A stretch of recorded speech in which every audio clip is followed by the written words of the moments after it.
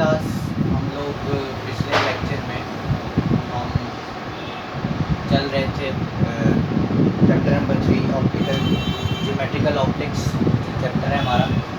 उसमें हम चल रहे थे, हम लोगों ने तकरीबन बात कर ली थी टोटल इंटरनल रिफ्लेक्शन से। टोटल इंटरनल रिफ्लेक्शन के बाद मुख्तलिफ़ किस्म के इंस्ट्रूमेंट्स हैं जो टोटल इंटरनल रिफ्लेक्शन के ही जो आपका यानी कि फिनोमेना है उसको फॉलो करते हुए उन चीज़ों पर अप्लाई होता है। जैसे प्रिज्म है, ऑप्टिकल फाइबर है। तो जो प्रिज्म है वो इस तरह का एक ट्रायंगुलर ग्लास का होता है। अगर आपने देखा हो तो असल में कुछ इस तरह का 3 डायमेंशनल ट्रायंगल होता है। वैसे एक तरह से 3 डायमेंशनल ट्रायंगल से मुराद ये है कि वो चारों तरफ से आपको ट्रायंगल दिखाई देगा। उसकी खसूसियत ये होती है कि वो टोटल इंटरनल रिफ्लेक्शन की जो फिनोमेना है उसको बड़ा अच्छा एक्सप्लेन करता है। देखें इसके अंदर आपका पेज नंबर 45 है जिसमें ये 2 टॉपिक्स हैं। इसको हम देखेंगे ज़रा। वो ये कहता है कि many optical instruments use right angle prism to reflect beam of light through 90 degree और 180 डिग्री। ये जो बीम ऑफ लाइट इन पर पड़ती है ना, इस पे वो इससे गुजरने के बाद एक हाइपोटेनस से टकराती है, 45 डिग्री के एंगल पे टकराएगी और यहाँ से इसको 90 डिग्री के एंगल पे रिफ्लेक्ट कर देगी। या तो 90 डिग्री पे रिफ्लेक्ट करती है या 180 पे रिफ्लेक्ट करती है। 180 पे रिफ्लेक्ट करने से मुराद ये है वो टकराएगी और गुजर जाएगी, यानी कि सीधा एंगल बनेगा 180 डिग्री। देखिए वो कहता है कि many optical instrument use right angle prism to reflect a beam of light 90 degree and 180 degree by total internal reflection. किसके थ्रू? टोटल इंटरनल रिफ्लेक्शन के थ्रू। कहते हैं such as cameras, binoculars. Cameras आपने देखे हुए हैं, बाइनोकुलर्स यानी दूरबीन, वो भी इस्तेमाल करती है। एक है पेरिस्कोप। पेरिस्कोप होता है जो आबदोज़ के अंदर लगा होता है, यानी कि आबदोज़ ही होती है जो पानी के अंदर चली आती है, उसके अंदर पेरिस्कोप लगा होता है। जो शख्स होता है अंदर, कैप्टन बैठा हुआ है, वो उसको देखेगा वहाँ से और उसको बाहर का व्यू दिखाई देगा। आबदोज़ के ऊपर एक और यानी एक दूरबीन सी लगी होती है जो उसको दिखाती है। उसके बाद जो है हमारा पेरिस्कोप हो गया। टेलीस्कोप जिससे आप चाँद तारे देखते हैं। वो one of the angles of the right angle prism is 90 degree. सबसे पहले तो ये कि 90 डिग्री का एक एंगल होता है, उस पर रिफ्लेक्ट करता है लाइट बीम को, यानी लाइट बीम पड़ेगी तो 90 डिग्री के एंगल पे रिफ्लेक्ट कर देगा। ठीक है। उसके बाद असल में यहाँ पर होता ये है कि 45 डिग्री का एंगल अगर मैं इसको राइट एंगल कर दूँ, देखें अगर मैं इसको राइट एंगल बनाऊँगी, राइट एंगल से मुराद ये है कि जो 90 डिग्री का एंगल जिस पर मौजूद है, ये 90 डिग्री का एंगल है, यहाँ से आके टकराई, हाइपोटेनस से टकराई और वापस यहाँ पर 90 डिग्री के एंगल पे रिफ्लेक्ट हो गई। ये जो 90 डिग्री के सामने है ये 45 डिग्री का एंगल है। ठीक है। अब हाइपोटेनस से टकराने के बाद ये 90 डिग्री के एंगल पे रिफ्लेक्ट हो गई। ये 90 डिग्री, ये भी 45 डिग्री है और ये भी 45 डिग्री है। तो टोटल ओवरऑल इसके अंदर एंगल कितने का है?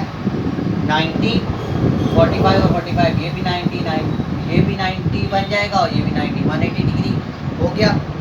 तो देखिए वो कहता है when a ray of light strikes a face of the prism perpendicularly, जब एक सीधी लाइट बीम आके टकराएगी परपेंडिकुलरली, उसके ऊपर 90 डिग्री का एंगल बनाएगी, परपेंडिकुलरली टकराएगी और जाकर हाइपोटेनस से टकराएगी an angle of 45 degree, 45 degree के एंगल पे, since the angle of incidence 45 degree is greater than the critical angle.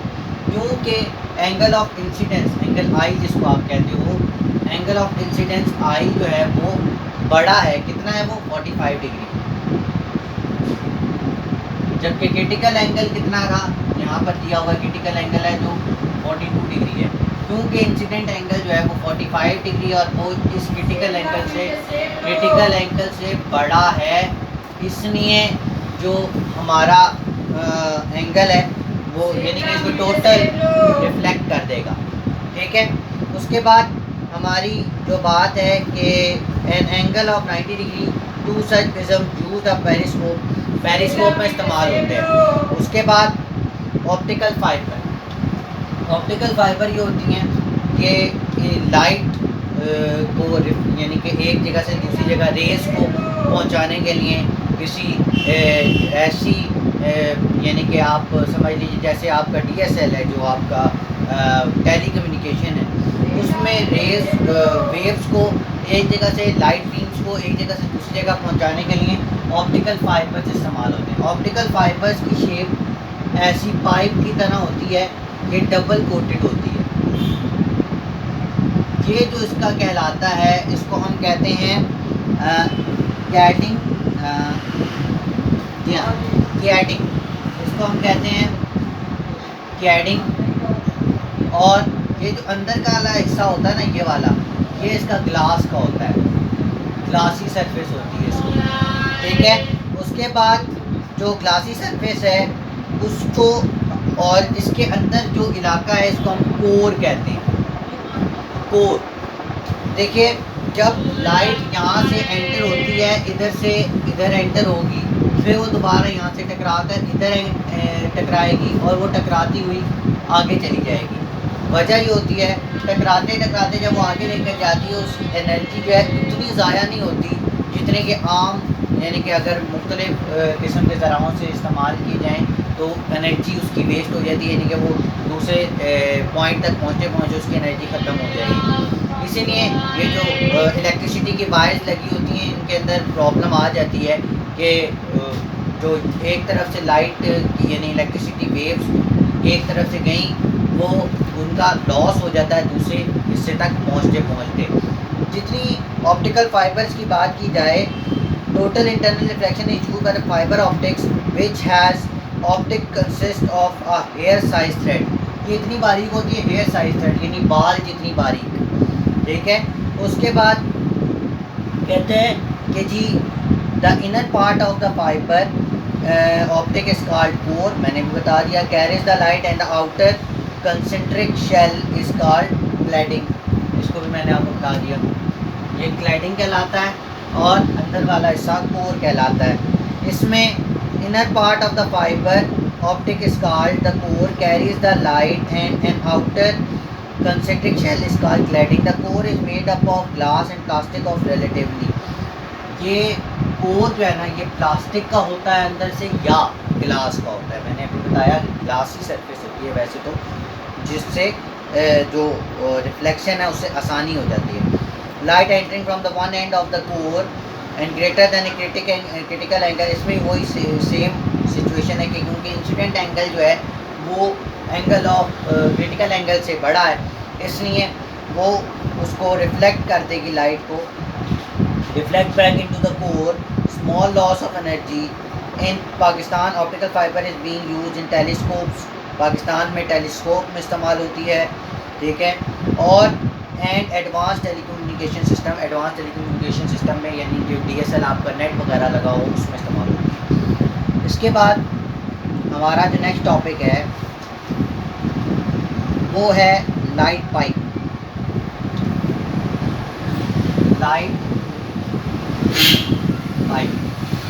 Light pipe में हम लोग जो है उसमें ये होता है कि एक पाइप है, ठीक है, वो लाइट को यानी एक साइड पे सोर्स ऑफ लाइट लगा होता है, वो इस लाइट को दूसरी जगह पहुंचाता है और वहाँ पर इमेज भी फॉर्म कर सकता है और वहाँ पर किसी शहर को इल्यूमिनेट भी कर सकता है यानी रोशन कर सकता है. वजह क्या होती है, इसको ज़रूरत क्या पेश आती है? देखिए ये बेसिकली बनता इसी फाइबर ऑप्टिक्स से ही है. फाइबर ऑप्टिक्स का बंडल इस्तेमाल होगा, बनाएंगे फाइबर ऑप्टिक्स के बंडल से तो हम एक लाइट पाइप बना सकते हैं. देखें लाइट पाइप इस्तेमाल कहाँ कहाँ होता है, ये देखिए. The light pipe is a bundle of thousands of optical fibers bounded together. They are used to illuminate the inaccessible place by the doctors and engineers. ज़्यादातर ये लोग इस्तेमाल करते हैं या तो डॉक्टर्स इस्तेमाल करेंगे डॉक्टर्स और इंजीनियर्स इस्तेमाल करेंगे। डॉक्टर्स और इंजीनियर्स इस्तेमाल करते हैं तो डॉक्टर्स ऐसी जगहों पर जहाँ पर लाइट नहीं पहुँच सकती और वहाँ पर आप देख नहीं सकते कि क्या प्रॉब्लम है। बॉडी के अंदर वाले पार्ट्स जहाँ पर आम नज़र नहीं देख सकती और नहीं देखा जा सकता, उसके लिए हम ये लाइट पाइप इस्तेमाल करते हैं। बॉडी के अंदर इंसर्ट की जाती है, वो जिस ऑर्गन में कोई प्रॉब्लम होती है उस ऑर्गन तक पहुंचाई जाती है और उसको इल्यूमिनेट करती है, रोशन करती है और उसको देखा जा सकता है स्क्रीन के ऊपर। ये लाइट को पहुंचाने का एक ज़रिया है, यानी कि एक तरह आप ये भी कह सकते हैं, और इमेज भी बनाती है। इसके आगे एक लेंस लगा होता है, यहाँ पर ये लेंस होता है। अब लेंस लगा होता है तो लेंस की आपको पता ही है, लेंस क्या करता है कि या तो रोशनी को बढ़ाएगा, उसको यानी कि रोशनी को अपने अंदर से गुजार के एक्सपेंड करेगा, या क्या करेगा उसको फोकस कर देगा एक जगह पे। लेंस दो ही किस्म के होते हैं, जैसे मिरर दो किस्म के होते हैं, ठीक है, लेंस भी दो किस्म के होते हैं। या तो लाइट को फैला देगा, फैलाएगा कब, जब कहीं पर आपने रोशनी डालनी होगी, और यानी फोकस कब कर देगा, जब आपको कहीं इमेज बनानी होगी। इमेज अगर फैली होगी तो वो आपको नज़र नहीं आएगी, जबकि अगर जहाँ पर रोशनी डालनी है वहाँ रोशनी बड़ी हो जाएगी, बड़ी होगी रोशनी, तब आपको ज़्यादा बेहतर नज़र आएगा। इसके बाद हमारे जो नेक्स्ट टॉपिक है वो एंडोस्कोप है। एंडोस्कोप भी जो आपको अक्सर सुना होगा कि किसी अजीज़ वगैरह के इलाज में इस्तेमाल हुई है। एंडोस्कोपी होती है कि वो भी इसी तरह का लाइट पाइप ही इस्तेमाल होता है। उसमें भी बॉडी के अंदर माउथ के थ्रू डाली जाती है, ठीक है, माउथ के थ्रू भी डाली जाती है और मुख्तलिफ वेंस के थ्रू भी डाली जाती है। यानी कि उससे भी यही होता है कि बॉडी के अंदरूनी पार्ट्स का जायज़ा लिया जा सके, जहाँ पर खुदा न खास्ता कोई मसला या कोई आपकी बीमारी हो, जैसे स्टमक के अंदर कोई खास इन्फेक्शन हो जाए, खुदा न खास्ता अल्सर हो जाए और नहीं मालूम पड़ रहा हो, तो वो मुंह के थ्रू जाती है। उसके अंदर एक कैमरा, एक लेंस फिट होता है, वो आपके माउथ के थ्रू जाती है और नीचे अंदर पाइप उसके अंदर जाता है और उससे जो आपका स्टमक है उसकी सारी सूरत हाल देखी जा पाती है। ये मुख्तलिफ ऑर्गन्स के लिए इस्तेमाल होता है। स्टमक, ब्लैडर, थ्रॉट, गाल, गैस्ट्रोस्कोप, जो पेट का जो इलाज किया जाता है, यानी कि इससे एंडोस्कोप से, उसको हम कहते हैं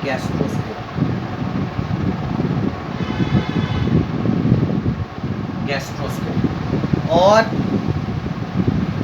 दूसरी बात ये कि साइटोस्कोप कहा जाता है एंड ब्रैंकोस्कोप, यानी कि ब्रैंकोस्कोप होते हैं ब्रोंकाइटिस, ये जो हमारी है सांस की नाली, उसकी जो उसका जो डायग्नोज होता है वो भी इसी के थ्रू पता चलता है कि जी ये बीमारी खुदा न खास्ता आपके सांस वाली नाली में है, खुदा न खास्ता। तो एंडोस्कोपी इस सारे प्रोसीजर को कहा जाता है the light shines on the organ of the patient by examine to be examined by entering through one of the fibre tube of the endoscope. तो उससे लाइट डाली जाती है आपके उस ऑर्गन पे जो आपने एग्जामिन करना है डॉक्टर ने, वो उसको रोशन कर देता है और डॉक्टर उसको देख पाता है कि जी यहाँ पर कोई मसला या कोई डिजीज़ तो नहीं है। अब उसके बाद रिफ्लेक्शन थ्रू प्रिज्म। प्रिज्म मैंने आपको बता दिया।